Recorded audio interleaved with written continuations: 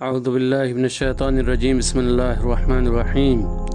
موضوع سخن کورونا سے بچنے کا راستہ زیارت عاشورہ۔ زیارت عاشورہ کے فضائل بہت زیادہ ہیں، یہاں تک کہ آیت اللہ مرشی نجفی سے سوال کیا گیا کہ ہم مشکلات کو دور کرنے کے لیے کیا کام کریں؟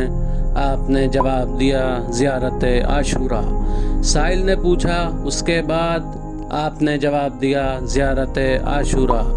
سوال کرنے والے نے پھر پوچھا اس کے بعد؟ آپ نے جواب دیا زیارت عاشورہ۔ 3 سوالوں کے جواب میں مکرر صرف زیارت عاشورہ کہنا زیارت عاشورہ کی فضیلت کو اجاگر کرتا ہے۔ کسی عالم دین کا واقعہ ہے جو دنیا سے گزر چکے تھے، وہ دوسرے عالم کی خواب میں آئے۔ عالم خواب میں انہوں نے ان سے پوچھا قبر میں آپ کو کون سی چیز کی ضرورت زیادہ محسوس ہوئی؟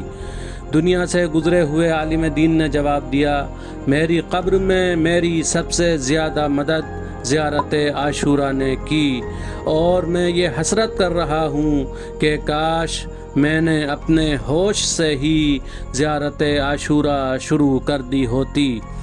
زمانے حاضر میں پوری دنیا پر کورونا جیسی مہلک وبا کے بادل چھا رہے ہیں۔ ایسے ماحول میں آیت اللہ العظمیٰ شیخ ناصر مکارم شیرازی حفظہ اللہ نے کورونا سے محفوظ رہنے کے لیے ایک نسخہ تجویز فرمایا ہے۔ آپ فرماتے ہیں اس وبا کے دور میں ہر روز پابندی سے زیارت عاشورہ پڑھی جائے تو کورونا یا اس جیسی دوسری کوئی وبا قریب نہیں آ سکتی۔ زیارت عاشورہ کے متعلق لوگوں نے کچھ غلط فہمیاں پال رکھی ہیں۔ مثلاً اگر ہم نے زیارت عاشورہ پڑھ لی تو 2 رکعت نماز واجب ہو جاتی ہے، یا مثلاً زیارت عاشورہ پڑھتے ہیں تو اس میں 100 مرتبہ لعن بھی ہے، اتنا وقت کہاں ہے کہ زیارت عاشورہ پڑھیں؟ یا مثلاً زیارت عاشورہ کے آخر میں سجدہ واجب ہو جاتا ہے، ہر وقت انسان روبہ قبلہ نہیں رہتا، سجدہ گاہ کہاں تلاش کریں؟ یہ کیسے ہو پائے گا؟ جبکہ ایسا کچھ بھی نہیں ہے۔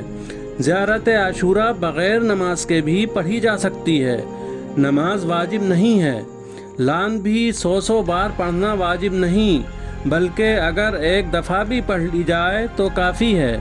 جہاں تک سجدے کی بات ہے، زیارت عاشورہ کے سجدے میں روبہ قبلہ ہونا ضروری نہیں ہے۔ اسی طرح اس سجدے میں تمام اعضائے سجدہ کا زمین پر رکھنا شرط نہیں ہے، اور نہ ہی سجدہ گاہ کی ضرورت ہے، بلکہ کسی بھی طرح خدا کی بارگاہ میں سر جھکانا شرط ہے، اور سجدے کا مطلب یہی ہوتا ہے۔ زیارت عاشورہ کو زیر آسمان پڑھنا مستحب ہے، یعنی زیادہ ثواب ملے گا، لیکن کمرے میں پڑھنا چاہیں تو پڑھی جا سکتی ہے۔ یہ ضروری نہیں ہے کہ صرف زیر آسمان ہی پڑھی جائے۔ وآخر دعوانا ان الحمد للہ رب العالمین۔